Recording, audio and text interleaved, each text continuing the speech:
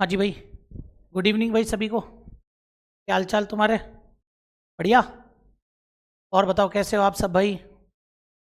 बढ़िया हो? हाँ जी। आगे बात करें। बताइए क्या हाल चाल है आप सबके? हाल चाल बढ़िया, तो फिर अपन आगे बात करें इसके अंदर। बोलिए भाई।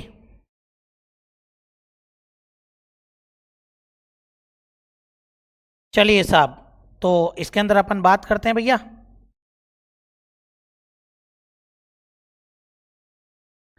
कल अपन ने कुछ वैवाहिक गीतों के बारे में बात की थी। वैसे आज अपन लोक नृत्य स्टार्ट करेंगे, लेकिन उससे पहले मैं कुछ बातें आपको यहाँ पर बता करके चलूँगा। तो वो चीज़ भी आप लोग थोड़ा सा ध्यान रखना भैया, है ना। तो देखो आप लोग यहाँ पर, अगर मैं यहाँ पर बात करता हूँ तो आपके पास में एक शब्द आता है गीत से रिलेटेड ही, थोड़ी सी एक दो बातें बता देता हूँ कि एक शब्द आता है मरसिए। ध्यान रख लेना क्या आ जाएगा? मरसिए। भाई मरसिए जो गीत है वो आपके कैसे गाया जाता है, ठीक है ना। तो मरसिए गीत देखो नाम से ही पता लग रहा है, मर मर मतलब कि मरने पर, और मर मतलब कि मारवाड़। तो ये जरूर ध्यान रख लेना आप लोग कि ये जो मरसिए हैं ये आपके मारवाड़ क्षेत्र में, कौन से क्षेत्र के अंदर? तो ये जो मरसिए होते हैं ये आपके मारवाड़ क्षेत्र में किसी व्यक्ति की मृत्यु पर नहीं, मारवाड़ क्षेत्र में प्रभावशाली प्रभावशाली पुरुष के युद्ध में, कुछ छोटी मोटी चीजें बता रहा हूं ध्यान से सीख लेना। प्रभावशाली पुरुष के युद्ध में लड़ते हुए युद्ध में लड़ते हुए वीर गति को प्राप्त करने पर, ठीक है ना। हाँ जी। तो देखो आप लोग, वीर गति को प्राप्त करने पर, वीर गति को प्राप्त करने पर मरसिए लिखे एवं पढ़े जाते हैं। ध्यान रखना, मरसिए लिखे एवं पढ़े जाते हैं, लिखे एवं पढ़े जाते हैं, या मरसिए लिखे एवं गाए जाते हैं। तो ये जरूर ध्यान रखना आप लोग कि जैसे मारवाड़ क्षेत्र के अंदर कोई प्रभावशाली व्यक्ति जब युद्ध लड़ता है तो युद्ध वो कैसा लड़ता है, टेस्ट भी लेना सर जी यूनिट कंप्लीट होने पर। बिल्कुल। तो मारवाड़ क्षेत्र में जब क्या होता है, आपके कोई प्रभावशाली व्यक्ति युद्ध लड़ता है ना, और युद्ध लड़ते समय वीर गति को प्राप्त हो जाता है, तो जैसा जैसा उसने युद्ध लड़ा है उस तरीके से आपके उसके लिए मरसिए, उसकी प्रशंसा में, उसकी वीरता में, वीरता के लिए मरसिए लिखे जाते हैं। आई बात समझ में? और मरसिए लिखे जाते हैं एवं गाए जाते हैं। आई बात समझ में? लेकिन एक चीज जरूर याद रखना आप लोग यहाँ पर कि भाई आपके एक जो अपने सिवाना आप लोग देखते हैं, सिवाना का एक शासक था, सिवाना के एक शासक, सिवाना अब बालोतरा में पड़ता है भैया, तो ये ध्यान रखना आप लोग। सिवाना का एक शासक था, सिवाना के शासक जिसका नाम क्या था भैया? कल्ला रायमलोद। सिवाना का जो राजा था उसका नाम क्या हो जाएगा? तो सिवाना के राजा का नाम था कल्ला रायमलोद। तो सिवाना के शासक कल्ला रायमलोद ने अपनी मृत्यु से पहले, अपनी मृत्यु से पहले ही, सिवाना के शासक कल्ला रायमलोत ने अपनी मृत्यु से पहले ही, अपनी मृत्यु से पहले ही, और बीकानेर के पृथ्वीराज राठौड़ से, जो कि एक विद्वान था, बीकानेर के पृथ्वीराज राठौड़ से, और आपके क्या किए? तो बीकानेर के पृथ्वीराज राठौड़ से मरसिए लिखवा लिए। ये ध्यान रखना, बीकानेर के पृथ्वीराज राठौड़ से मरसिए लिखवाए। समझ गए मेरी बात को? तो बीकानेर के पृथ्वीराज राठौड़ से मरसिए लिखवा लिए। तो ये चीज आप लोग थोड़ा सा याद रख लेना। अभी मैं आपको बता देता हूं इसके बारे में। सबसे पहली बात आप ये चीज नोटिस करना कि मरसिए होते क्या हैं। तो ध्यान रखना, मारवाड़ क्षेत्र में प्रभावशाली पुरुष के युद्ध में लड़ते हुए वीर गति को प्राप्त होने पर और आपके मरसिए लिखे जाते हैं, फिर उनको गाया जाता है। दूसरी तरफ एक सिवाना का राजा था, भाई मरने के बाद ही लिखे जाते हैं ये तो, लेकिन एक सिवाना का राजा था कल्ला रायमलोद, उसने मरने से पहले ही क्या किया? मरसिए लिखवा लिए, ठीक है ना। तो इसके बारे में अगर मैं बात करूं ना तो थोड़ा सा ये बताया जाता है आपके, सुनना मेरी बात को यहां पर ध्यान से, कि अपने ये बताया जाता है कि आपके कल्ला रायमलोद के बारे में कि जोधपुर का एक शासक था जिसका नाम था मालदेव। मालदेव ने क्या किया? राजा चंद्रसेन, जो चंद्रसेन उनके पुत्र थे, उनको क्या बना दिया? राजा बना दिया। ध्यान से सुनना मैं जो बताना चाह रहा हूं। तो चंद्रसेन को भैया राजा बना दिया, और चंद्रसेन से छोटा था रायमल, उस रायमल को क्या किया? सिवाना की जागीर दे दी, उसको सिवाना का राजा बना दिया, ठीक है ना। अब ये जो रायमल है उस रायमल के पुत्र हुआ था जिसका नाम था कल्याण सिंह। जो रायमल है ना उस रायमल के पुत्र हुआ था जिसका नाम क्या हो जाएगा आपके कल्याण सिंह। ठीक है ना। तो अब ये जो कल्याण सिंह है किसका पुत्र है? रायमल का। तो कल्याण सिंह से तो क्या बन गया? कल्ला।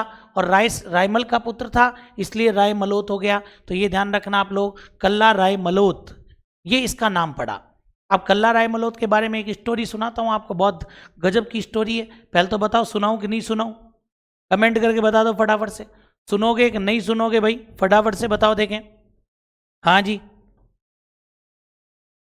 तुरंत बताओ। आप कहो तो सुना दो, नहीं तो रहने दो।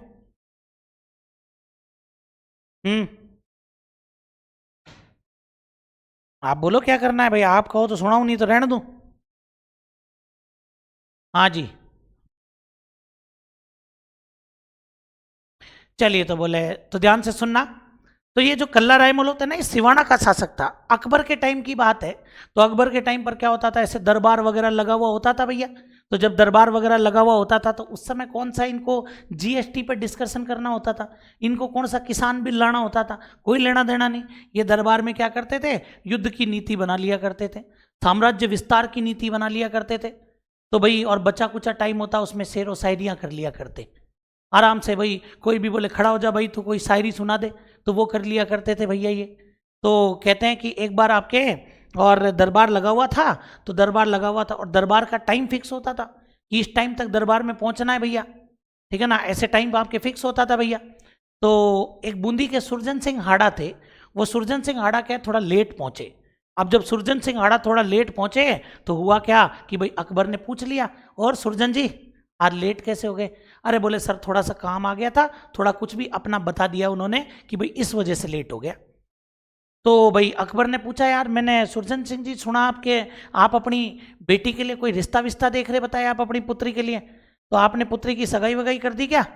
और नहीं करी तो जहांगीर के साथ में कर दो। ये अकबर की नीति थी कि रियासतों से वैवाहिक संबंध स्थापित करके उन रियासतों पर नियंत्रण स्थापित कर लो, बोले। ये अकबर की नीति थी, ध्यान रखना। अकबर ने कहा बोले आप अपनी बेटी के लिए कोई और सगाई वगाई करी कि नहीं करी? उसकी नहीं करी तो अपने जहांगीर के साथ में कर दो। सुरजन सिंह जी घबरा गए, बोले यार अपन काहे को मुगलों से वैवाहिक संबंध स्थापित करें। तो सुरजन सिंह जी ने क्या कहा, सुरजन सिंह ने कहा अरे सर मैंने तो सगाई कर दी, नहीं करता तो मैं तो पक्का ही जहांगीर के साथ में कर देता। अकबर समझ तो गया कि इन्होंने झूठ बोला है। तो अकबर ने फिर पूछ ही लिया अगर आपने सगाई कर दी तो बताओ किसके साथ में करी? तो बोले साहब, सुरजन सिंह जी ने कहा इधर उधर देखा दरबार में तो कल्ला रायमलोत अपने पैर पर पैर रख कर मूंछों पे ताव दे रहा भाई साहब, उसका ध्यान ही नहीं कि क्या बात चल रही है। सुरजन सिंह जी ने मौका देखा और मौका देख करके कल्ला रायमलोत की तरफ इशारा कर दिया। बोले साहब मैंने तो कल्ला के साथ में सगाई कर दी। ठीक है ना। अकबर ने पूछा हाँ कल्ला राठौड़, हाँ भाई कल्ला राठौड़ सही कह रहे हैं क्या? तो साहब कल्ला ने सुना नहीं। अरे कल्ला, तब वो सुनता हाँ हाँ सर बताओ। तो ये सुरजन सिंह जी जो कह रहे हैं ये बिल्कुल सही कह रहे हैं क्या? अरे बिल्कुल, कल्ला रायमलोत का लगा यार, अपने ही समाज का आदमी है, गलत काहे को कहेगा? बोले जो कह रहे हैं बिल्कुल सही कह रहे हैं, बोले साहब। उसके बाद में अकबर समझ तो गया कि इस बेटे को भी कुछ पता ही नहीं है, ये भी झूठ बोल गया। लेकिन क्या बोले, सही में ही सगाई कर दियो तो बिना मतलब आफत आ जाए। दरबार खत्म हुआ। दरबार खत्म होने के बाद में और कल्ला रायमलोत सीधे गया सुरजन सिंह जी के पास में। बोले सुरजन सिंह जी क्या कह रहे थे? बोले आप क्या बात हो गई थी? बोले ठीक है ना। तो सुरजन सिंह जी ने कहा वो पूछ रहे थे कि बोले सगाई वगाई कर दी क्या आपने अपनी बेटी की? तो मैंने बोला कर दी। ठीक है ना। अरे बधाई हो, बोले यार आपको, आपने सगाई कर दी, इससे बढ़िया और क्या ही है? बोले कहाँ करी वैसे? सुरजन सिंह जी ने कहा तेरे साथ करी। बोले तूने हाँ भरी ना? बोले दरबार में। अरे बोले मेरे को काहे को मरवा दिया? बोले मेरे साथ आपने कौन सी सगाई कर दी? तब साहब सुरजन सिंह जी ने कहा बोले चल अब तू उन बातों को छोड़, वो तो मेरे को इसलिए बोलना पड़ा, अगर नहीं बोलता ना तो ये कहता कि जहांगीर के साथ में कर दो। तो मेरी बेटी है जिसका नाम है भान कंवर, अब आप मेरे साथ बूंदी चलिए और बूंदी चल करके आप वास्तविकता में उससे सगाई कीजिए। तब कल्ला रायमलोत बूंदी गया और बूंदी जाकर के हाड़ी रानी भान कंवर के साथ में सगाई करी भैया। हाड़ी रानी भान कंवर के साथ में सगाई करी। अकबर समझ तो गया था कि इन दोनों ने मेरे से झूठ बोला है, इसलिए अकबर ने कल्ला रायमलोत को सीधे अफगानिस्तान भेज दिया। कल्ला रायमलोत जी आप अफगानिस्तान जाओ, वहां पर सूबेदार हैं, उन सूबेदार की मदद करना, आपका ट्रांसफर करते हैं हम। ठीक है भाई, मुगल आदेश को मानना पड़ेगा। कल्ला रायमलोद सीधे चला गया अफगानिस्तान। अफगानिस्तान में जाकर के इसकी कोई सूबेदार से बहस हो गई इसी बात को लेकर के, इसने सूबेदार की हत्या कर दी साहब। हत्या करके ये सिवाना आ गया, जानता था कि सूबेदार की हत्या करने पर मृत्यु दंड मिलेगा। अकबर ने इसको बुलवाया। जब अकबर ने इसको बुलवाया तो कहा कि बोले यार कल्ला रायमलोद तुम जोरदार आदमी हो यार, तुमने सूबेदार को ही मार दिया, तुमने सूबेदार को ही मार दिया। बोले अरे, बोले कल्ला रायमलोद ने कहा मारता नहीं तो क्या ही करता। बोले साहब आपके बारे में भला बुरा बोल रहा था, गालियां दे रहा था आपको, हुमायूं जी के लिए गलत बोल रहा, आपके पापा के लिए गलत बोले, मैं कैसे सुन लूँ साहब। बड़ा चाल खेल गया कल्ला रायमलोद। अकबर ने कहा अच्छा ऐसी बात है, बढ़िया किया मार दिया, आप नहीं मारते तो मैं मारता, चलो कोई बात नहीं आप बैठो। बोले जूस पियोगे? बोले 2 जूस लाना रे। फिर उसके बाद में चलो आप आए हो तो बातचीत कर ही लेते हैं। मैंने सुना कल्ला रायमलोद जी आप अपनी बहन के लिए कोई रिश्ता देख रहे हो। बोले काहे को देखना, अपने जहांगीर के साथ में कर दो रिश्ता, ठीक है ना, अभी कहीं किया थोड़ी है। बोले कल्ला रायमलोद ने कहा सर अभी तो कहीं नहीं किया, लेकिन सर एक छोटी सी बात है, आप ठहरे इतने बड़े आदमी, मैं छोटा सा, मैं कोई रियासत का राजा नहीं, मेरे को तो मारवाड़ रियासत में भी सिवाना एक छोटी सी जागीर मिली हुई है, आप कहाँ मैं कहाँ सर, अपना कोई मेल ही नहीं है, फिर भी आप कह रहे हो बोले साहब और जहांगीर से शादी करवा दूँ। सर हाथ जोड़े सर, इतना बड़ा रिश्ता मैं स्वीकार नहीं कर पाऊंगा। अकबर ने कहा मैंने पूछा नहीं है तेरे से, ये मेरा आदेश है कि उसके साथ में तेरे को शादी करनी है। बोले सर असली बात बताऊं, मेरे पास पैसे ही नहीं है शादी करने के लिए। हाँ तो उसकी चिंता तेरे को करनी नहीं है, मैं दिलवा देता हूँ पैसे। हाँ भाई इसको दे दो भाई, पैसे दे दो भैया। पैसे ले लिए, पैसे लेके जाने लगा, थोड़ी देर में वापस आ गया। बोले सर ये पैसे पकड़ो, मैं शादी नहीं कर पाऊंगा। बोले अब भले आदमी अब क्या हो गया। बोले साहब देखो बारात रुकेगी 3-4 दिन, मेरा सिवाना दुर्ग इतना बड़ा है नहीं कि मैं 3-4 दिन बारात रोक लूँ, और आपका व्यवहार है खतरनाक, आपका उत्तर भारत और दक्षिण भारत और पूर्व भारत और पश्चिम भारत, कहाँ आपका व्यवहार नहीं है। तो आपके आएंगे बाराती बहुत, इतने सारे बाराती साहब, मैं तो नहीं रोक पाऊंगा, मैं तो नहीं रोक सकता। बोले साहब सिवाना छोटा सा है। अकबर ने कहा उसकी टेंशन आप मत लो, जहांगीर आएगा, जहांगीर के 4 दोस्त आएंगे, मैं भी नहीं आऊंगा, और बोलो क्या चाहिए भैया आपको, इसके अलावा और क्या चाहिए। ठीक है साहब अब क्या करें भैया, फंस गया बेचारा, चला गया कल्ला रायमलोद और पैसे को ठिकाने लगा दिया। बढ़िया फर्स्ट क्लास सिवाना दुर्ग की मरम्मत करा ली, अंदर जलाशय का निर्माण करवा लिया, खुद का बढ़िया फर्स्ट क्लास बेडरूम बनवा लिया विथ अटैच लेट बाथ। हाँ मतलब पैसों को लगा दिया ठिकाने। विवाह वाला दिन आया, विवाह वाले दिन जहांगीर अपने दोस्तों के साथ में पहुंचा, तो दोस्तों ने देखा यार यहाँ तो कोई व्यवस्था ही नहीं है। भाई ये होता है ना अपने लाइटें लग जाती है, सजावट हो जाती है, बोले कुछ ही नहीं। जहांगीर से पूछा दोस्तों ने भाई तेरा ब्याह भी है कि नहीं। जहांगीर ने कहा यार कौन सी बड़ी बारात आ रही है, बड़ी बारात आती तो व्यवस्था भी करते, अपन 4 इन बीन 3.5 आदमी है, ठीक है ना, तो भाई अंदर व्यवस्था करिए, यहाँ काहे की व्यवस्था करेंगे भाई। ठीक है साहब, बोले अंदर की तरफ गए, अंदर मिले कल्ला रायमलोद। जैसे ही जहांगीर को देखा, आओ बोले साहब शहजादे जी बैठो साहब, और कैसे आना हुआ। जहांगीर ने कहा भले आदमी, बोले कैसे आना हुआ, शादी है मेरी, विवाह तय करके आए थे आप। कल्ला रायमलोद ने कहा तय करने से कुछ नहीं होता है, हम मुगलों के यहाँ विवाह नहीं करेंगे, बोले मना कर दिया। बोले जहांगीर ने कहा ऐसे कैसे, आप हमारे पिता को बोल करके आए हो। बोले तभी तो मैं आया, बेइज्जती मत कराओ बोले मेरी। तो जहांगीर को पीटा पकड़ करके वहां पर, और उसके दोस्तों को मुर्गा बना दिया, बेइज्जती करी उनकी भारी, बड़ी मुश्किल से जान बचा के भगे वो वहां से, और सीधे अकबर को बताया जाकर के कि हमारी तो बेइज्जती हो गई। बोले साहब अकबर ने मोटा राजा उदय सिंह को कहा कि बोले साहब तू अपनी सेना लेकर के जा, और जाकर के और कहां पर, सीधे सिवाना पर अटैक कर दे। बोले साहब अपनी सेना लेकर के जा और सिवाना पर क्या कर दे भाई, सिवाना पर जाकर के अटैक कर दे। गया साहब, मोटा राजा उदय सिंह अपनी सेना तैयार कर रहा है, और जब मोटा राजा उदय सिंह सेना तैयार कर रहा है तो इधर आपके कल्ला रायमलोद ने बीकानेर से किसको बुलवा लिया, तो इधर आपके कल्ला रायमलोद ने बीकानेर के पृथ्वीराज राठौड़ को बुलवाया, और पृथ्वीराज जी को बुलाकर कहा कि पृथ्वीराज जी आपको तो सब कुछ पता ही है। पृथ्वीराज जी को पता होना भी था, क्योंकि पृथ्वीराज जी अकबर के दरबारी विद्वान भी थे, ठीक है ना, तो इनको आपको सब पता ही है। बोले साहब तो आपको पता है, तो बोले साहब हाँ पृथ्वीराज जी का तो हाँ बिल्कुल सही बात है, कहाँ जरूरत आ रही थी तेरे को उस दिन कि मेरी सुरजन सिंह हाड़ा की बहन से सगाई हो गई, कहाँ जरूरत आ रही थी तेरे को कहने की। चल कोई बात नहीं, तूने बोल भी दिया, वहाँ अफगानिस्तान में सूबेदार को क्यों मारा रे तूने, चल कोई बात नहीं तूने मार भी दिया, तो फिर ये बता तेरे को कहाँ जरूरत आ रही थी कि मैं जहांगीर की शादी अपनी बहन से करवा दूंगा, और चल तूने हाँ भी भर दी तो करवाई क्यों नहीं, और शादी नहीं करवाई तो उनकी बेइज्जती क्यों करी रहे। बोले साहब अब कर दिया। तो बोले अब क्या करेगा तू। बोले अब मैं साका करूंगा। साका बनता है केसरिया और जौहर से। जब जीत की कोई उम्मीद नहीं होती ना तो सभी राजपूत अपने केसरिया वस्त्र धारण करके और युद्ध भूमि में उतर जाते हैं, ध्यान रखना। तो उसको बोलते हैं, और लड़ते लड़ते वीर गति को प्राप्त हो जाते हैं, उसको बोलते हैं केसरिया। और जो रानियां होती हैं, जो राजपूत वीरांगनाएं होती हैं, वो आपके क्या करती हैं, आग में कूद करके जौहर कर लेती हैं।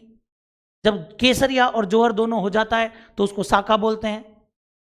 तो बोले साहब पृथ्वीराज जिनका जब तू साका ही करेगा तो मेरे को यहां पर क्यों बुलाया तूने, भाई मेरे को यहां पर बुलाया क्यों तूने। बोले आप एक काम करो, आप मर्सिये लिखो। आप क्या करो, मर्सिये लिखो। कल्लाराय तो पृथ्वीराज जी ने कहा मर्सिये तो जब तू युद्ध लड़ेगा तब मैं उस युद्ध को देखूंगा तभी तो लिखूंगा। बोले नहीं आप पहले ही लिखो। पृथ्वीराज जी ने कहा भले आदमी, मैंने पता ही नहीं मेरे को तू युद्ध कैसे लड़ेगा। भाई तू युद्ध लड़ेगा उसी हिसाब से तो भाई वीरता में मर्सिये लिखूंगा, तेरी वीरता की प्रशंसा करूंगा तभी तो उसी हिसाब से मर्सिये लिखूंगा, बिना लड़े मैं कैसे लिखूंगा बता। कल्लाराय मलोत ने कहा नहीं, आप जैसा लिखोगे ना वैसा भाई युद्ध लड़ेगा। आप तो लिखो, आप जैसा जैसा लिखोगे भाई वैसे ही लड़ेगा। बोले तब पृथ्वीराज राठौड़ ने मर्सिये लिखे, मरने से पहले ही लिख दिए भैया। फिर मरने से पहले लिखे, फिर आपके कल्लाराय मलोत को बिठाया और कल्लाराय मलोत को बिठा करके मर्सिये सुनाए। भाई तेरे को पता तो होना चाहिए ना कि तू युद्ध कैसे लड़ेगा। तो इसके बारे में अपने और चारण कवियों ने लिखा कि कटिया पहलिया कोड सू गात सुनी निज जाए, और जिन विद कवि बताइयो उन विद कटियो जाए। कि कटिया पहलिया कोड सू, ठीक है ना। बताऊंगा अभी जौहर किसने किया, तो ध्यान रखना। कटिया पहलिया कोड सू मतलब कटने से पहले, कोड सू मतलब बड़े चाव से, गाथ सुनी निज जाए अपनी कथा सुनी थी किसने, कल्लाराय मलोत ने। और जिन विद कवि जताइयो, जिस तरह कवि ने बताया उन विद कटियो जाए, जैसा जैसा कवि ने बताया था उसी तरह कल्लाराय मलोत युद्ध में लड़ते लड़ते कटा था। आई बात समझ में। उन्होंने लिखा कि युद्ध लड़ रहा था, हाथ काट दिया गया, हाथ काट दिया गया तो वो वैसे ही हाथ कटा। लिख दिया कि गर्दन उड़ा दी गई, फिर भी धड़ युद्ध लड़ रहा था, तो वही कल्लाराय मलोत ने युद्ध को लड़ा। जो जो वीरता के लिए, उसके लिए वीरता के लिए मर्सिये में लिखा गया वैसे ही कल्लाराय मलोत ने युद्ध लड़ा था। तो ध्यान रखना, राजपूताना का एकमात्र शासक था जिसने मरने से पहले ही क्या लिखवा लिए थे, मर्सिये लिखवा लिए थे, कल्लाराय मलोत। और जो हाड़ी रानी भानकंवर जिनसे केवल सगाई हुई थी, उस हाड़ी रानी भानकंवर ने आकर के यहां पर क्या किया था, जौहर किया था। समझ में आ गई बात। और इसको कहते हैं सिवाना का दूसरा साका। पहला कभी इतिहास में आप जब पढ़ोगे तब पता लगेगा, अलाउद्दीन खिलजी वाला था, इसको दूसरा साका कहते हैं। तो ये भी आपको समझ में आ गया होगा भैया। ऐसे ही देखो एक गीत और बताता हूं यहां पर, जिसका नाम है आपके लावणी। क्या नाम आ जाएगा आपके, लावणी। लावणी क्या होता है, लावणी का मतलब होता है बुलाना। लावणी का मतलब क्या होता है भैया, लावणी का मतलब यहां पर वो खेत वाली लावणी नहीं है, यहां पर लावणी का मतलब होता है बुलाना, ठीक है ना। तो ध्यान रखना अपने राजस्थान में, और लावणी कितने प्रकार की होती है, राजस्थान में लावणी 2 प्रकार की होती है। एक तो आपके होती है श्रृंगारिक लावणी, ध्यान रखना। एक तो आपके क्या हो जाएगी भैया, श्रृंगारिक लावणी, और दूसरी होती है आपके भक्ति लावणी। एक तो श्रृंगारिक लावणी और एक आपके हो जाती है भैया भक्ति लावणी। दोनों में क्या फर्क होता है उसको ध्यान से समझो कि भाई दोनों के अंदर क्या, नहीं 4 हाथों वाला देवता ये नहीं है भैया। 4 हाथों वाला देवता वीर कल्लाजी राठौड़ हैं, वो अलग है, ध्यान रखना। ये अलग है, वो अलग है, वो वीर कल्लाजी राठौड़ हैं। ये भी कल्ला राठौड़, लेकिन इसको कल्ला रायमलोत बोलते हैं, ध्यान रखना आप लोग। तो श्रृंगारिक लावणी तो क्या होती है भैया, ध्यान रखना। प्रेमी द्वारा प्रेमिका को बुलाने पर, प्रेमी द्वारा प्रेमिका को बुलाने पर क्या गाई जाती है, प्रेमी द्वारा प्रेमिका को बुलाने पर गाई जाती है आपके श्रृंगारिक लावणी। बोलो कौन सी लावणी गाई जाती है, श्रृंगारिक लावणी।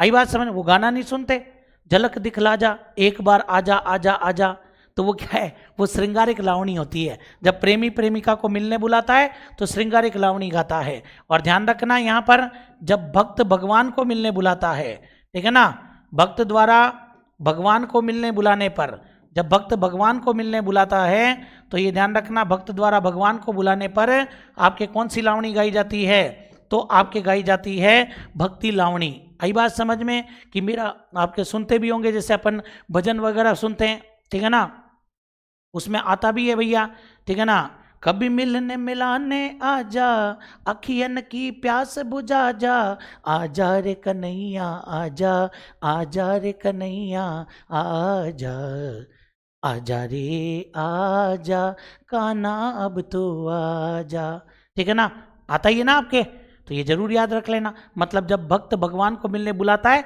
तो क्या गाता है, आपके भक्ति लावणी गाता है। जैसे अपने है ना भाई भरतरी की लावणी, मोर ध्वज की लावणी, ऐसे अपने फेमस लावणियाँ भी है, तो ये ध्यान रखना आप लोग। जैसे भक्ति लावणी के अंदर अपने कौन कौन सी लावणी आ जाती है बता देता हूँ मैं आपको। जैसे भरतरी की लावणी, हम जब भरतरी को बुलाते हैं तो भरतरी की लावणी गाते हैं भैया। भरतरी अपने एक तरीके से और देवता के रूप में ही हैं भैया, ऐसे ही ध्यान रखना। मोर ध्वज की लावणी राजा के रूप में, जिनके अच्छे कार्यों की वजह से हमने इन्हें और एक महान पुरुष के रूप में स्वीकार किया, तो ये ध्यान रखना मोर ध्वज की लावणी। तो ऐसे ये आपके लावणी होती है, समझ गए मेरी बात को, ये आपके क्या हो जाती है, लावणी। तो एक बार फटाफट से आप लोग क्लियर कर लीजिए इस बात को, फटाफट से आप लोग इसको क्लियर कर लो एक बार तुरंत।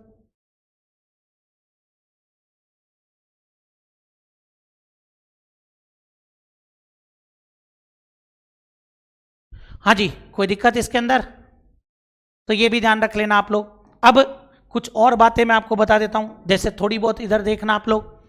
एक अपने क्या आता है भैया, आपसे सीधे पूछेगा, ठीक है ना, शराब, शराब क्रेता, खरीदने वाला एवं विक्रेता, शराब क्रेता एवं विक्रेता, विक्रेता के मध्य, शराब क्रेता एवं विक्रेता के मध्य वाद विवाद वाला गीत, ध्यान रखना, वाद विवाद वाला गीत, जिसमें क्रेता और विक्रेता के बीच में क्या होता है भैया, वाद विवाद होता है। तो ये भी आप लोग थोड़ा सा ध्यान रख लेना। शराब क्रेता और विक्रेता मतलब शराब बेचने वाली एक लड़की होती है जो कलाली होती है, उस कलाली को क्या बोलते हैं भैया, उस कलाली को जो छैल है, छैल मतलब कि जो कि क्रेता है उसको छैला बोलते हैं, मन चला। तो वो क्या कहता है कलाली को, वो कलाली को अपने साथ चलने के लिए कहता है, लेकिन कलाली उसके साथ जाने से मना कर देती है, ध्यान रखना। तो ये जो बीच इनके बीच में वाद विवाद होता है, वो वाद विवाद कौन से गीत के माध्यम से प्रस्तुत किया जाता है, वो वाद विवाद आपके कलाली गीत के माध्यम से प्रस्तुत किया जाता है। एक तो ये प्रश्न याद रखना। दूसरा ये याद रखना आप लोग, राजा एवं सामंतों के मद्यपाई, ध्यान रखना, मद्यपाई मतलब मदिरा पान करने वाला, मद्यपाई जीवन, मद्यपाई जीवन को व्यक्त करने वाला गीत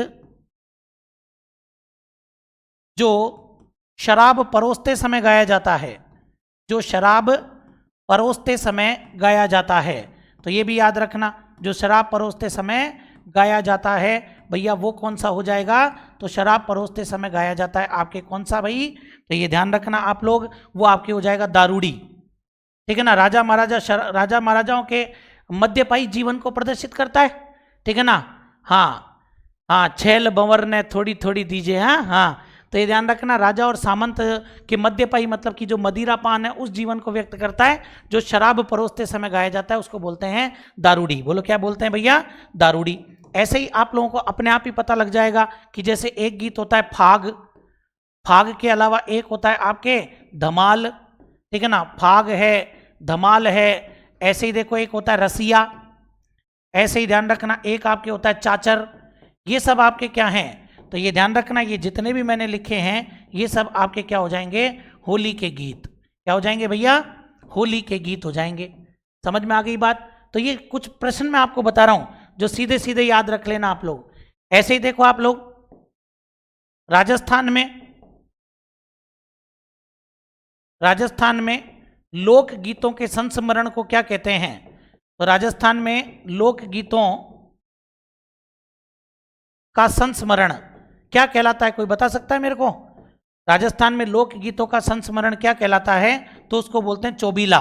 जरूर याद रखना आप लोग, ये शब्द फंसा देते हैं एग्जाम के अंदर, और कुछ नहीं है, सीधे सीधे क्वेश्चन आपको याद रखने हैं, बस ये चीज याद रख लेना आप लोग, ठीक है ना भाई, जो मैंने बोला ना, ठीक है ना, तो ये जरूर याद रखना आप लोग। राजस्थान के अंदर लोग जिनमें महत्वपूर्ण घटनाओं का, महत्वपूर्ण घटनाएं या कार्यों के बारे में बताया जाता है उसको संस्मरण बोलते हैं। बार बार जिनको याद किया जाता है उन लोगों की बातें उसके अंदर लिखी हुई होती है। तो राजस्थान में लोकगीतों का संस्मरण क्या कहलाता है भैया? चौबीला कहलाता है। ऐसे ही देखो एक और प्रश्न बताता हूं आपके, पेशेवर गायकों द्वारा गाए जाने वाले गीत, अगर आपसे पूछ ले कि पेशेवर गायकों द्वारा, क्या आ जाएगा भैया? पेशेवर गायकों द्वारा गाया जाने वाला गीत, तो पेशेवर गायकों द्वारा गाया जाने वाला गीत आपके क्या हो जाएगा भाई? तो देखो आप लोग यहाँ पर, पेशेवर गायकों द्वारा गाया जाने वाला गीत आपके हो जाएगा जिसको अपन बोलते हैं गढ़ गीत। पेशेवर गायकों द्वारा गाए जाने वाले गीत क्या कहलाते हैं भैया? गढ़ गीत कहलाते हैं। सीधा प्रश्न है कि भाई शराब क्रेता और विक्रेता के मध्य वाद विवाद हो रहा है तो कलाली गीत हो जाएगा। कौन सा गीत हो जाएगा भाई? कलाली गीत हो जाएगा, ध्यान रख लेना। फिर आपसे पूछ रहा है कि राजा एवं सामंतों के मध्यपाई जीवन को व्यक्त करता है और भाई शराब परोसते समय गाया जाता है, तो वो आपके क्या हो जाएगा भैया? वो आपके दारूड़ी हो जाएगा। ऐसे ही देखो फाग, धमाल, रसिया और चाचर होली पर गाए जाते हैं, और राजस्थान में लोकगीतों का संस्मरण क्या कहलाता है? चौबीला कहलाता है। और पेशेवर गायकों के गीत क्या कहलाते हैं? पेशेवर गायकों के गीत आपके गढ़ गीत कहलाते हैं। फटाफट से इसको आप लोग क्लियर कर लीजिए, कोई दिक्कत हो तो बताइए भैया, कोई भी इसमें डाउट हो तो आप मुझे बता सकते हैं भाई। Any doubt? हाँ जी भाई, तो इन गीतों के बारे में आप लोग जरूर ध्यान रख लेना भैया, ठीक है ना।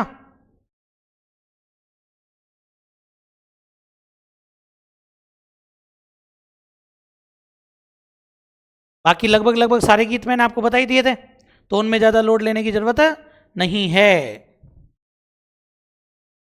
हाँ जी, आगे देखो आप लोग यहां पर, इसके बाद में आपके एक चीज ध्यान रखना, एक चीज थोड़ा सा मैं आपको बता देता हूं, क्षेत्र के आधार पर लोकगीत, क्षेत्र के आधार पर लोकगीत।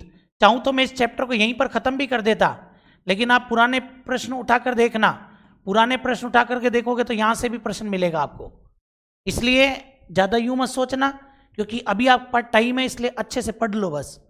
अभी सिलेबस खींचने वाला टाइम नहीं है, आपके पास टाइम है तो उस चीज को आप लोग अच्छे से पढ़ो कि क्षेत्र के आधार पर लोकगीत। ध्यान से इधर देखना, क्षेत्र के आधार पर अगर लोकगीतों के बारे में देखता हूं तो यहां पर आपके तीन प्रश्न, तीन क्षेत्र बनते हैं। कितने? तीन। सबसे पहला आपके आ जाएगा भैया, जो मैं यहां पर बताऊंगा, मरु प्रदेश के गीत। कौन सा आ जाएगा भाई? मरु प्रदेश के गीत। सबसे पहले तो आप यही ध्यान रखना कि मरु प्रदेश के गीत, ठीक है ना। दूसरे नंबर पर आपको क्या ध्यान रखना पड़ेगा? दूसरे नंबर पर आपके आ जाएगा पर्वतीय क्षेत्र के गीत। यहां से प्रश्न आता है भैया ज्यादा, ये जो पर्वतीय क्षेत्र है ना, इस पर्वतीय क्षेत्र के गीत आपके यहां से प्रश्न ज्यादा पूछता है। समझ में आ गई बात? विशेषकर मेवाड़ बोलते हैं इसको अपन। फिर आपके आएगा मैदानी भागों के गीत या मैदानी क्षेत्रों के गीत। आई बात समझ में? मैदानी क्षेत्र के गीत। तो ऐसे करके ये तीन चीज आपके जरूर याद रख लेना भैया, क्योंकि इनमें सीधा प्रश्न बनता है, गीतों के नाम देता है, ये पूछता है कौन से क्षेत्र के गीत हैं। तो यहां पर मैंने आपको बताया तीन क्षेत्रों के गीत आपके यहां पर याद रखने हैं भैया, ठीक है ना। कितने क्षेत्र याद रखने हैं भाई आपको? तो यहां पर आपको तीन क्षेत्र विशेषकर याद रखने हैं भाई। अब इन तीन क्षेत्रों के बारे में देखो आप, विशेषकर जो बात अपने निकल करके आती है भाई। एक मिनट में पानी वानी पी लेता हूं भाई।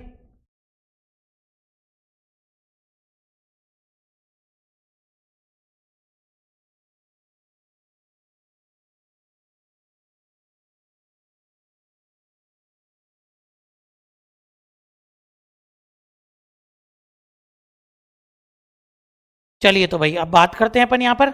मैंने बोला कितने क्षेत्रों के गीत होंगे यहां पर? तीन क्षेत्रों के गीत आपके यहां पर आएंगे, ठीक है ना।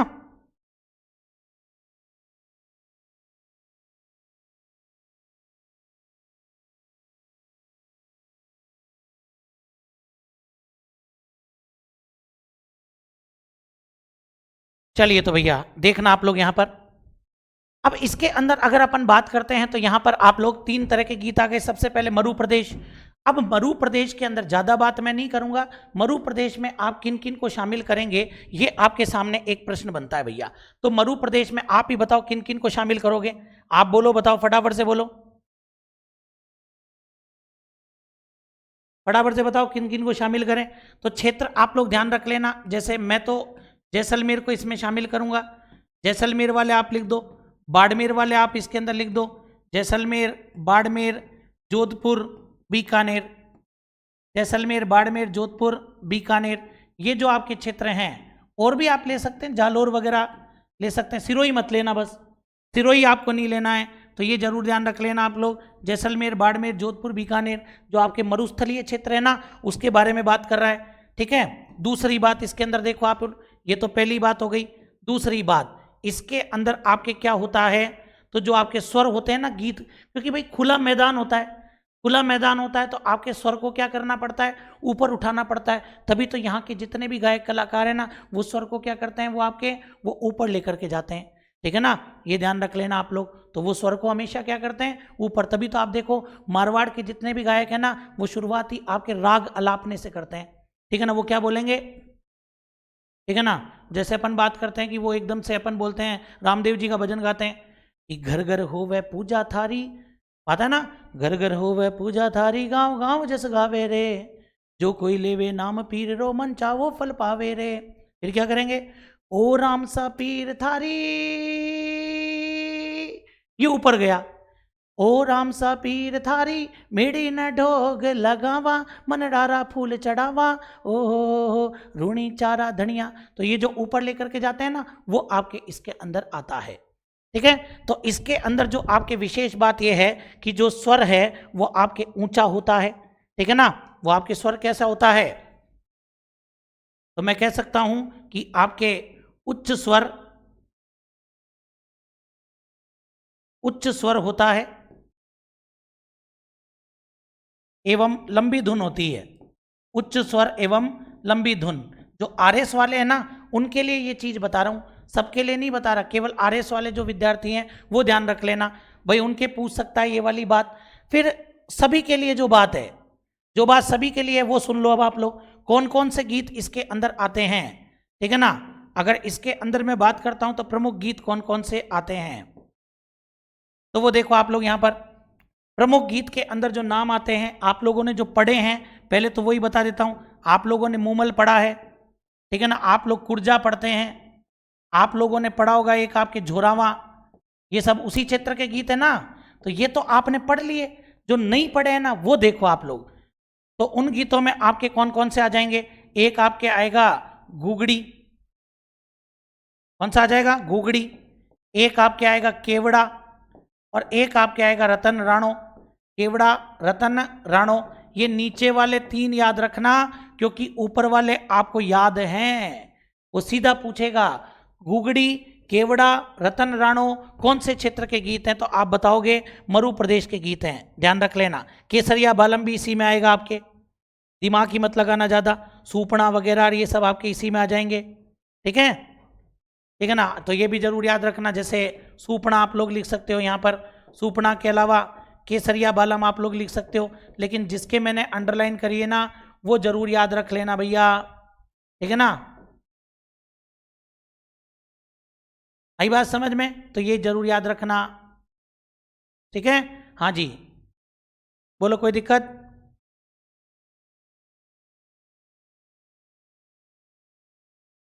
चलिए इसके बाद में आगे बढ़ते हैं। पर्वतीय क्षेत्र, अब कौन सा क्षेत्र आएगा, पर्वतीय क्षेत्र। बोले सर सबसे पहले पर्वतीय क्षेत्र में लेना क्या क्या है, तो भैया पर्वतीय क्षेत्र में आप लोग लीजिए उदयपुर ले लो, एक तो उदयपुर के अलावा आपके जच रहा है तो आप डूंगरपुर ले लो, ठीक है ना, उदयपुर ले सकते हो आप लोग, डूंगरपुर ले सकते हो आप लोग, बांसवाड़ा ले सकते हो आप लोग, बांसवाड़ा के अलावा चित्तौड़गढ़ भी ले सकते हो आप लोग, कौन सा ले लोगे भाई, चित्तौड़गढ़ भी आप लोग ले सकते हो भैया। चित्तौड़गढ़ के अलावा आप लोग सीधे इधर आ जाओ, सिरोही जरूर ले लेना भैया, सिरोही आपके पर्वतीय क्षेत्र में ही आएगा, तो ये आप लोग इधर लेकर के चलें। और पर्वतीय क्षेत्र के अंदर ध्यान रख लेना आप लोग कि जो आपके गीत क्या होते हैं, संक्षिप्त सरल, ध्यान रखना, जो आपके सरल एवं संक्षिप्त गीत होते हैं सरल एवं संक्षिप्त गीत होते हैं यहां पर। और दूसरी बात, जो स्वर होता है वो आपके कैसा होता है, निम्न स्वर होता है। ज्यादा आपको ऊंची आवाज में बोलने की जरूरत नहीं होती है। क्यों? क्योंकि पहाड़ी क्षेत्र है, पहाड़ी क्षेत्र में आप ज्यादा लंबी आवाज लोगे तो वो गूंजेगी, तो इसलिए इनके गीत सरल, संक्षिप्त एवं निम्न स्वर मतलब कम स्वर वाले होते हैं। आई बात समझ में? बहुत ज्यादा ऊपर की आवाज में गाने की जरूरत नहीं होती है, निम्न स्वर पे भी गा सकते हो आप लोग। आई बात समझ में? तो ये चीज भी आप लोग थोड़ा ध्यान रखना इसके अंदर। फिर सबसे बड़ी बात यहां पर जो सबसे ज्यादा पूछा जाता है वो पूछा जाता है आपके प्रमुख गीत, कि इन क्षेत्रों के अंदर आपके कौन कौन से गीत देखने को मिलते हैं। ज्यादातर सामूहिक गीत गाते हैं यहां पर, ये और बता देता हूं, इन क्षेत्रों के अंदर ज्यादातर आपके कौन से गीत चलेंगे, ज्यादातर आपके सामूहिक गीत चलते हैं, ध्यान रखना। ज्यादातर कौन से गीत चलेंगे? सामूहिक गीत। तो देखो भैया, जो पेपर में पूछने लायक है ना, और जो बार बार पूछता है, वो है आपके कौन सा? लालर। लालर के बाद में पटेल्या, पटेल्या के बाद में बीछियो, लालर पटेल्या बीछियो। मेवाड़ या पर्वतीय क्षेत्र में आदिवासी गाते हैं, ध्यान रखना। इसके अलावा एक आपके शिकारी, शिकारी गीत भी गाया जाता है। आप देखना आपके राजस्थान बोर्ड की किताब में उसमें लिखा हुआ है, ऐसे ही ध्यान रखना। नोखिला, नोखिला भी मिलेगा आपको। नावरी असवारी, ध्यान रखना, ये भी एक अलग ही नाम मिल रहा है वहां पर, नावरी असवारी। नावरी असवारी के अलावा थारा ऊंटारी सवारी, जोरदार जोरदार गीत है भैया। थारा ऊंटारी सवारी। अभी तक तो ये दिया है लालर पटेल्या बीछिया, हो सकता है कि अब की बार दूसरे वाले दे दे, ठीक है ना। एक माछर गीत भी गाया जाता है, तो इनके नाम याद रख लेना, ठीक है ना। ज्यादातर मैं अगर बात करता हूं तो ये ज्यादा पूछता है, लालर पटेल्या बीछियो क्या है, पर्वतीय क्षेत्र में आदिवासियों के लोकगीत हैं, या मेवाड़ में, कई बार प्रश्न आ चुका है। इसके अलावा माछर, शिकारी, नोखिला, नावरी असवारी, थारा ऊंटारी सवारी, ये गीत भी आपके पर्वतीय क्षेत्र में गाए जाते हैं, तो ये भी आप लोग थोड़ा सा ध्यान रखना। ढोला मारू भी लिख सकते हो अब तो आप। आई बात समझ में? कौन सा आ जाएगा भाई? वो तो आ ही जाएंगे ना, हम सीडो, सुवटिया, ढोला मारू, वो तो आप वहां से पता लगा लोगे। फिर भी किसी को लगता है तो भले ही चाहे मैं लिख देता हूं। हम सीडो मेवाड़ में गाए जाने वाला गीत है, समझाया था आपको। सुवटिया संदेश भेजते समय मेवाड़ में ही गाते हैं, ये भी समझाया था आपको। ढोला मारू सिरोही का है, तो लिखना पड़ेगा आपको ढोला मारू। Any doubt? फटाफट से बताइए। तो ये पर्वतीय क्षेत्र के गीत हो जाएंगे भैया। फिर चलते हैं मैदानी भाग के गीतों के अंदर।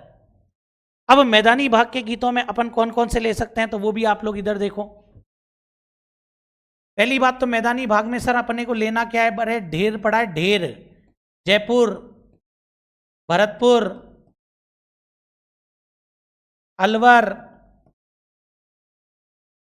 दीग, करौली, धौलपुर, दूदू, ठीक है ना। उन सभी क्षेत्रों को ले लो, बेरोड, कोटपुतली, दूदू वगैरह। लेकिन एक हाड़ौती और लिखो भैया इसमें, और हाड़ौती, ये क्षेत्र आपके इसके अंदर आ जाएंगे भैया, है ना। लेकिन अब वो सारे जिले मैंने नहीं लिखे हैं भाई, तो ये मैन जो अपने फेमस है ना, उनके बारे में बात, फेमस का मतलब जो कल्चर से जुड़े हुए जिले में मोस्टली, वो मैंने यहाँ पर लिख दिए भैया। लेकिन यहाँ पर ध्यान रख लेना, यहाँ पर जो आपके गीत गाए जाते हैं वो गाए जाते हैं आपके भक्ति एवं श्रृंगार रस के गीत गाते हैं भैया, भक्ति एवं श्रृंगार रस के गीत, ठीक है ना। वहां पर ऊंचा स्वर होता है, यहां पर नीचा होता है, ध्यान रखना। लेकिन यहां पर कैसा होता है, यहां पर आपके स्वरों में उतार चढ़ाव, स्वरों में आपके उतार चढ़ाव, ये देखने को मिलेगा आपके स्वरों में। क्या मिलेगा आपके? उतार चढ़ाव, मतलब कभी ऊपर जाएगा, कभी स्वर क्या आएगा, नीचे आ जाएगा। आई बात समझ में? तो ये ध्यान रख लेना आप लोग। तो जैसे होता है ना, वो अपने जैसे कोई भी गीत ले लो, ठीक है ना, मारवाड़ी नहीं तो वैसे बता देता हूँ मैं आपको। जैसे वो आता है, चोख पुगाओ माटी रंगाओ, आज मेरे पिया घर आएंगे, ओ खुशियां मनाऊं। तो ये जो अपने उतार, फिर एकदम से क्या करेगा, एरी सखी मंगल गाओरी, धरती अंबर सजाओरी, आज निकलेगी पिया की सवारी, हैरी सब काजल लाओरी, मोहे काला टीका लगाओरी, उनकी छब से दिखूं मैं तो प्यारी। तो क्या स्वरों का जो कभी ऊपर कभी नीचे, ये अपने, जैसे मैं खुद ही इसी क्षेत्र का हूं, तो मतलब मैं यूं नहीं है कि मैं कोई गायक कलाकार हूं, मैं उतार चढ़ाव ऊपर नीचे बता रहा हूं, ध्यान रखना। बोले छोड़ो सर, आप तो ये बता दो कौन कौन से गीत गाए जाते हैं इस क्षेत्र में, प्रमुख गीत कौन से गाए जाते हैं। तो इस क्षेत्र में गाए जाएंगे पंछिड़ा, पंछिड़ा तू उड़ के जाना पावापुरी में, पावापुरी में प्रभु से कहना भक्त आए हैं। चिरमी, चिरमीरा डाला चार, बारी जाऊं चिरमी ने। सर जी सॉन्ग में आपका स्केल चेंज हो गया, मतलब कैसे चेंज हो गया? चिरमी, ध्यान रख लेना आप लोग। फिर इसके बाद में और क्या गा सकते हैं? बिछुड़ो, हाड़ौती क्षेत्र का। मैं तो मरी होती आज मरी होती, खा गयो बैरी बिछुड़ो। तो ये आपके बिछुड़ो भी इसी के अंदर आ जाएगा, समझ गए बात को? अरे भरतपुर साइड में कोई तो गीत गाया जाता होगा। भरतपुर साइड में कौन से गीत गाए जाते हैं? रसिया, ऐसो सेंट लगायो मोहे राजा, छाती छिल जाए दुश्मन की, मोहे, ठीक है ना, मोहे कालो नाग सतायो, जहर मेरो पुर गयो नस नस में, ठीक है ना। ऐसे गीत आपके इसके अंदर आते हैं, ठीक है ना। लांगुरिया भी लिख सकते हो आप लोग, हिचकी भी लिख सकते हो, ठीक है ना। वो तो अपने आ ही जाएंगे, लांगुरिया हिचकी, वो मैं आपको ऑलरेडी पढ़ा ही चुका हूँ, लांगुरिया हिचकी। तो लो साहब ये भी आप लोग याद रख लेना भाई, कौन से क्षेत्र का गीत है, जरूर याद रखना। डेड सॉल्व, तो ये मेरी तरफ से आपके यहाँ जाकर के लोकगीतों का चैप्टर क्या हो जाता है? समाप्त हो जाता है। ये लोकगीतों का चैप्टर मेरी तरफ से क्या हो गया? आपके समाप्त हो जाता है। सर म्यूजिक की लैंग्वेज में होता है सर स्केल चेंज, हाँ बिल्कुल बिल्कुल, मंगल गीत में आपके कुछ और ही गा दिया है, हाँ जी। चलिए साहब,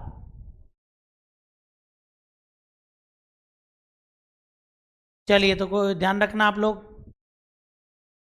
तो ये क्षेत्र के आधार पर मैंने आपको क्या बता दिए? लोकगीत। बताओ यहां तक कोई दिक्कत है क्या? ये लोकगीत का चैप्टर मेरी तरफ से खत्म।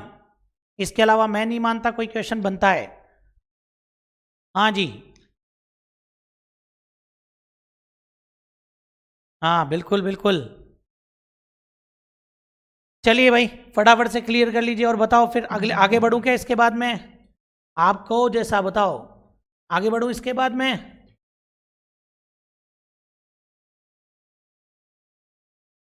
बोलिए भाई।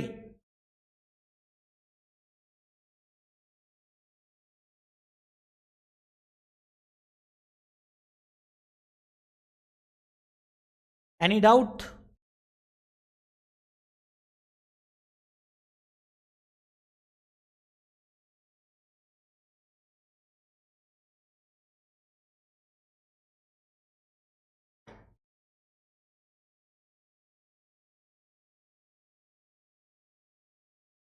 चलिए तो इसके बाद में आगे बढ़ते हैं, और आगे बढ़ते हैं तो इसके बाद अपना चैप्टर ही चेंज हो जाता है भैया, और नेक्स्ट चैप्टर अपने पास में आता है जिसका नाम है आपके लोक नृत्य। कौन सा चैप्टर आ जाएगा भैया? इसके बाद में आगे बढ़ूंगा तो नेक्स्ट चैप्टर अपने पास में आ जाता है दूसरे चैप्टर की शुरुआत, और दूसरे चैप्टर की शुरुआत होती है लोक नृत्य के साथ में, चैप्टर नंबर 2, ध्यान रखना आप लोग। हाँ जी, तो लोक नृत्य के बारे में आप लोग देखिएगा इधर क्या क्या विशेष बातें आपके लोक नृत्य को लेकर के बनती है।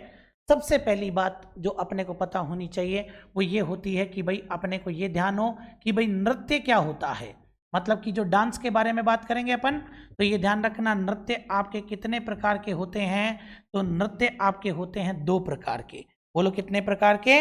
अगर कल को आपसे पूछ ले कि नृत्य कितने प्रकार के होते हैं, तो आपको ये पता होना चाहिए कि नृत्य 2 प्रकार के होते हैं, ठीक है ना। अब नृत्य 2 प्रकार के होते हैं, तो भाई साहब 2 प्रकार कौन कौन से होते हैं ये भी अपने को पता होना चाहिए। डाउट तो सर आप छोड़ते ही नहीं हो, तो क्यों छोड़ूं डाउट है? हाँ, तो नृत्य 2 प्रकार के होते हैं। तो पहला तो हो जाता है आपके शास्त्रीय नृत्य। कौन सा आ जाएगा भैया? नंबर 1 तो अगर अपन देखें तो नंबर 1 अपने पास में आ जाएगा शास्त्रीय नृत्य, ठीक है। और दूसरे नंबर पर आपके आ जाएगा लोक नृत्य। चैप्टर तो लोक नृत्य है, हालांकि उस पर तो डिस्कस करूंगा ही करूंगा, लेकिन उससे पहले थोड़ा सा आप लोग यहाँ पर भी ध्यान देना भैया। हाँ, तो देखो आप लोग यहाँ पर सबसे पहले शास्त्रीय नृत्य आ जाएगा और फिर आपके आ जाएगा लोक नृत्य।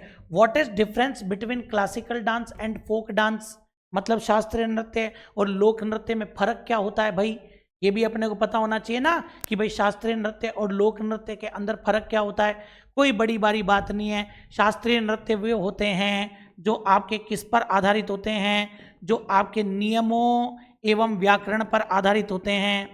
ध्यान रखना क्या आ रहा है भैया आपके, तो यहाँ पर मैंने लिखा नियमों एवं व्याकरण पर जो आपके आधारित होते हैं उनको हम लोग क्या बोलते हैं, शास्त्रीय नृत्य बोलते हैं। समझ गए मेरी बात को कि नियमों एवं व्याकरण पर आधारित होते हैं वे आपके क्या होते हैं, वो आपके शास्त्रीय नृत्य होते हैं। समझ गए मेरी बात को, पहली बात तो यही ध्यान रख लेना।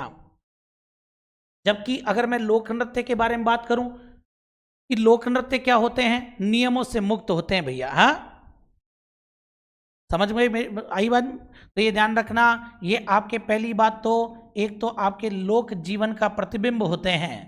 क्या हो जाएंगे, आपके लोक जीवन का प्रतिबिंब होते हैं कि लोक जीवन अपना कैसा है उसके बारे में बताते हैं। तो लोक जीवन का प्रतिबिंब एवं नियमों से मुक्त होते हैं। तो ये जरूर ध्यान रख लेना, जो नियमों पर आधारित होते हैं वो तो आपके शास्त्रीय नृत्य होते हैं। उसके अंदर फिक्स होता है, जैसे उसके अंदर क्या होता है कि फॉर एग्जाम्पल अगर मान लीजिए आप नृत्य कर रहे हो और हाथ की मुद्रा ऐसे बनेगी तो फिर वो ऐसे ही बनेगी।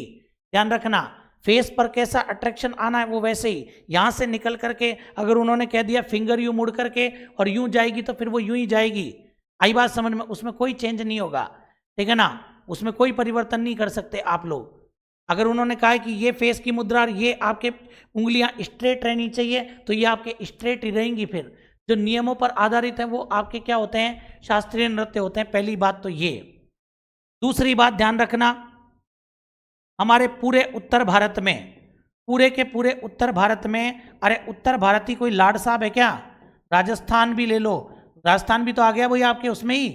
तो ध्यान रख लेना, उत्तर भारत या राजस्थान का एकमात्र, मतलब पूरे आपके उत्तर भारत में एकमात्र शास्त्रीय नृत्य, पूरे के पूरे उत्तर भारत में एक ही शास्त्रीय नृत्य किया जाता है। और वो जो आपके एक ही शास्त्रीय नृत्य किया जाता है उसका नाम क्या है भैया, तो उसका नाम है आपके कथक। तो राजस्थान का भी एकमात्र शास्त्रीय नृत्य है और पूरे उत्तर भारत का भी एकमात्र शास्त्रीय नृत्य है। आई बात समझ में, तो ये ध्यान में रखना आप लोग, तो कथक हो जाएगा, बात खत्म।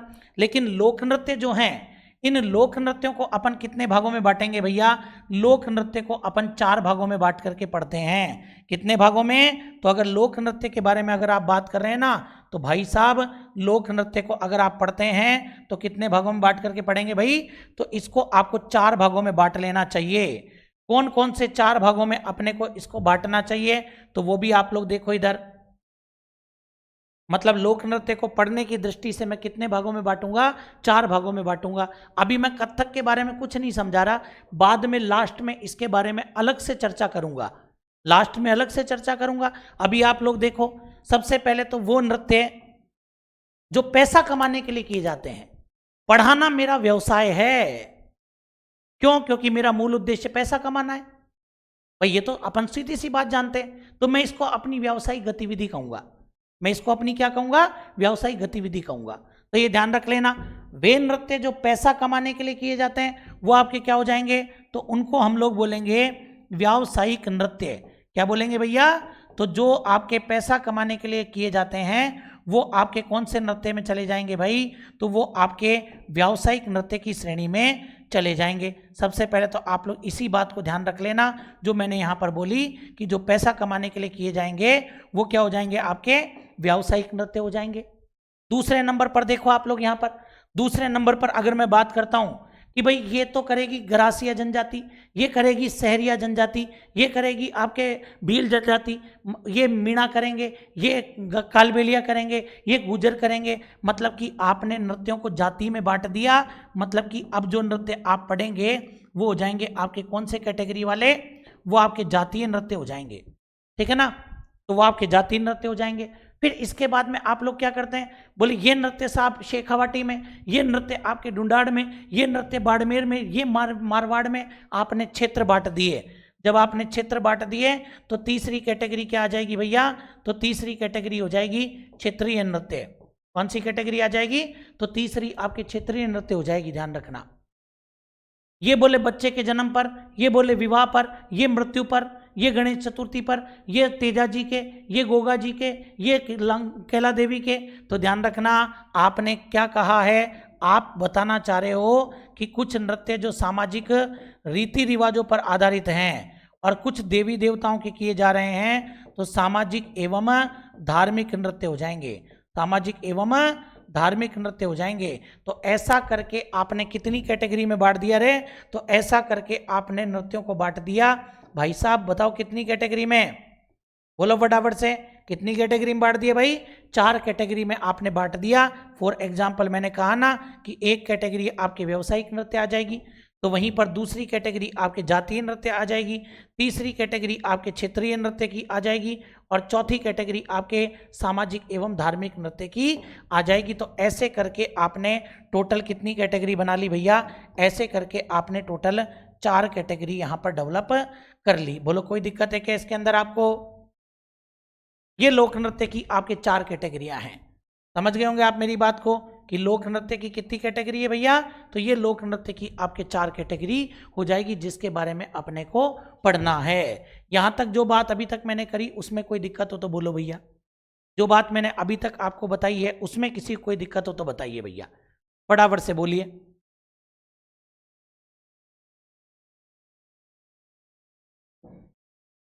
हाँ जी बताओ, एनी डाउट?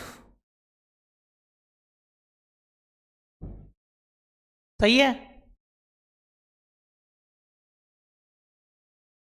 बताइए, देखें कोई प्रॉब्लम इसके अंदर आपके?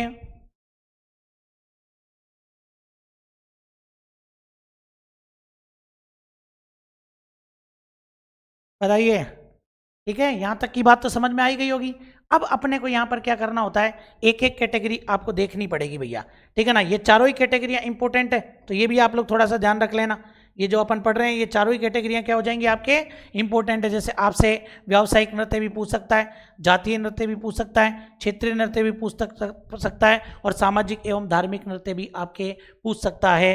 तो अब इनके बारे में अपने को एक एक करके पढ़ना पड़ेगा, और वो अपन एक एक करके पढ़ने का काम तो कल से ही शुरू करेंगे। फिर एक एक को, आपकी कोई प्रॉब्लम हो, आप कोई बात बताना चाहते हो तो एक बार बता दे भले ही, आपकी कोई प्रॉब्लम और आप कोई बात मुझे बताना चाहते हैं तो बता दे भैया, ठीक है ना। कोई नई चीज़ आप चाहते हैं भाई, पीडीएफ आपको मिल ही रही है, ठीक है ना, और मैं लिख भी उसी पैटर्न में रहा हूँ, नोट्स पैटर्न में।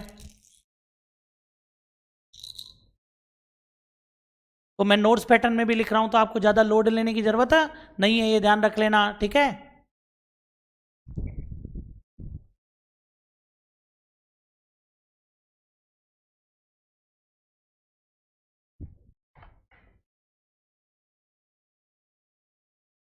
कोई बात आपकी तरफ से जो आप कहना चाहते हैं, कमेंट करके बता दीजिए फटाफट से।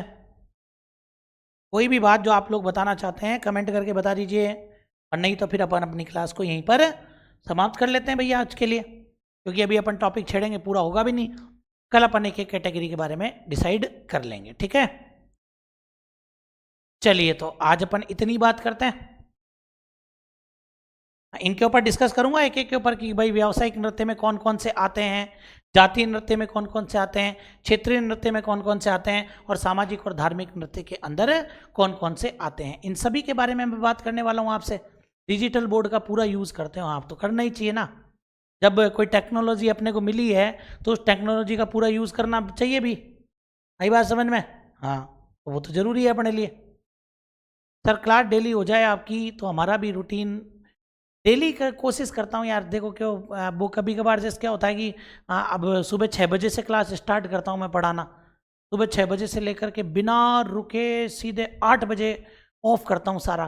तो कभी कभार यार आप लोग समझ लिया करो यार, कभी तुम्हारे क्या है, जैसे अभी टाइम भी है तो मैं स्लोली पढ़ा लूँ ज़्यादा, तो ठीक है ना। और जब तक मेरे क्या यूँ रहता है कि एनर्जी नहीं है तो फिर मैं ढीला ढाला पढ़ाऊँ ना, तो वो याद फिर मेरे को यूँ लगता है कि यार आज अपन ने न्याय नहीं किया है, ठीक है ना।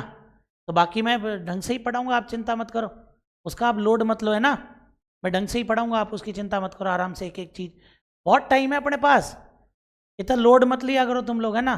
सारा सिलेबस कराने की गारंटी है अपनी, और टाइम पे कराने की गारंटी ये और है, तो तुम इतना लोड मत लिया करो। कोई दिन ऐसे वैसे ऊपर नीचे हो जाए तो चलता है इतना सा, है ना। मैं कह रहा हूँ बिना मन के क्लास में आने से मतलब नहीं होता ना। चलिए भाई, और आप तो लाडले हो हमारे, तो वैसे ही कोई, आप तो समझोगे। नोट्स तो साथ में बना रहे हैं सर जी पीडीएफ से, बहुत बढ़िया बात है। सेम जैसे मैं लिख रहा हूँ ना, सेम वैसे ही लिखना है आपको, तो क्या ही दिमाग लगाना ज़्यादा। चलिए, तो खैर अब ज़्यादा बातें नहीं करूँगा, तो फिर कल मुलाकात करते हैं अपन अपने वही 7 बजे। तब तक के लिए आप सभी को बहुत बहुत धन्यवाद। जय हिंद, जय भारत।